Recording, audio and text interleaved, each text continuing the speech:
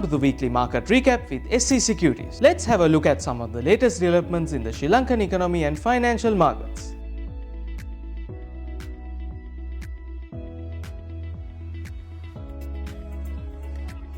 Sri Lanka's dollar bonds provided a 29% return in 2024, best performance among the emerging market sovereign debts. Prices rose from below 50 cents per dollar in September to 65 cents per dollar by November. The government initiated a debt exchange for defaulted bonds with agreements covering over 50% of bondholders, including domestic and international groups. The IMF and official creditors confirmed the restructuring aligns with its debt sustainability and economic recovery goals. The Central Bank of Sri Lanka anticipates nearly 100% participation, citing historical precedents and strong incentives for bondholders. Officials remain confident about meeting participation thresholds but are prepared to extend deadlines if needed.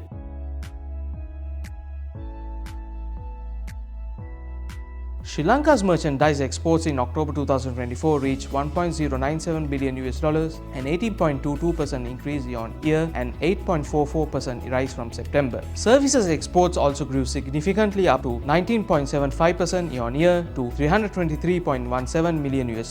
Apparel and textiles led with a 21.77% year-on-year increase, bolstered by strong demand in the USA and UK, which saw over 23% growth each. Tea exports rose 32.6%, driven by a higher sales of tea packets and bulk tea, while rubber products, particularly industrial gloves, posted a 6.26% increase. Coconut-based products experienced a 29.27% rise, with kernel products showing the strongest growth. Spices and concentrates surged 56.88%, highlighted by a 168.98% increase in pepper exports. Food and beverage exports grew 39.31%, supported by a 114.73% jump in processed food.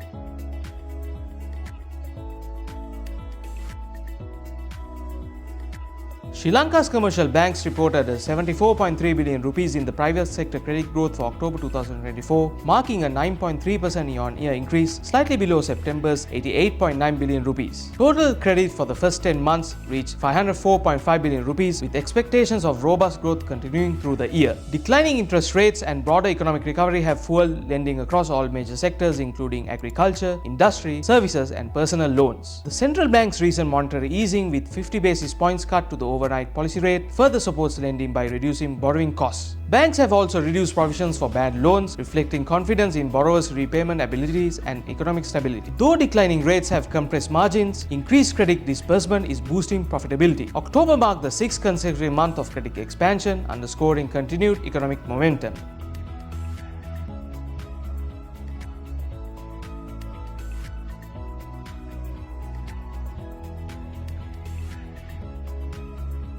Colombo's inflation, as measured by the Colombo Consumer Price Index, fell by 2.1% in November 2024, accelerating from a 0.8% decline in October, marking the third consecutive month of deflation. This trend was also supported by significant reductions in fuel, electricity, and water prices, which also decreased bus and transport costs. Food prices showed slower growth at 0.6%, while non-food prices fell sharply by 3.3% year-on-year. Monthly prices also declined for the fifth consecutive month, with food prices down 0.1% and non-food prices down 0.3% compared to October. The deflation has created space for the central bank to cut rates, aiming to restore inflation to its 5% target by late next year. Meanwhile, core inflation excluding volatile items decelerated to 2.7%, signaling softer underlying price pressures in the economy. These developments highlight the easing cost burden on consumers and potential stimulatory effects on demand.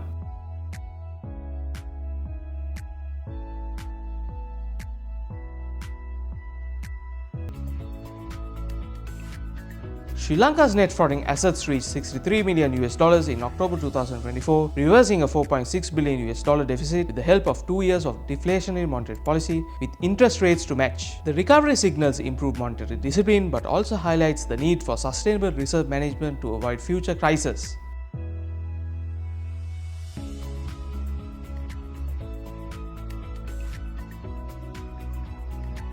With the recent Treasury-bill auction, the 91-day T-bill rate stands at 8.73%, showing no change. The 182-day T-bill rate stands at 8.94%, both showing a decrease of 3 basis points. And the 1-year T-bill rate stands at 9.08%, showing no change compared to the previous week.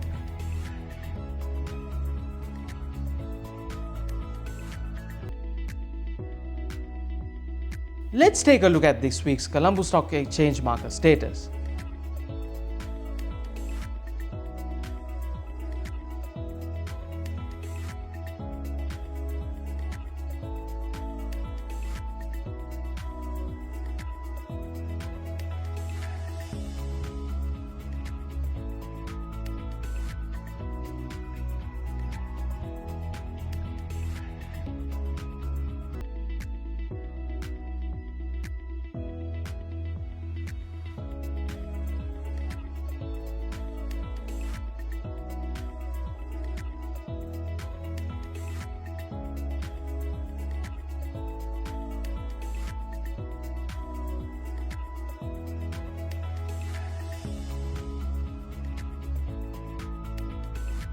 Sampath Bank, having closed at 101 on Friday, is currently ranging between 95 and 102.75, which is at its recent high on Thursday. The 5th December showing a bullish momentum since 3rd September, of where its recent low was at 67.1. If the 102.75 is broken on a closest basis, we will be able to observe a bullish trend testing the fib levels at 111 and 117, but if not, it will test the fib level at 95, showing a bearish trend. The MACD line is just above the indicator line, and the stochastic RSI is at the neutral zone, almost touching the overbought zone. Thank you for watching, and we'll be back next week.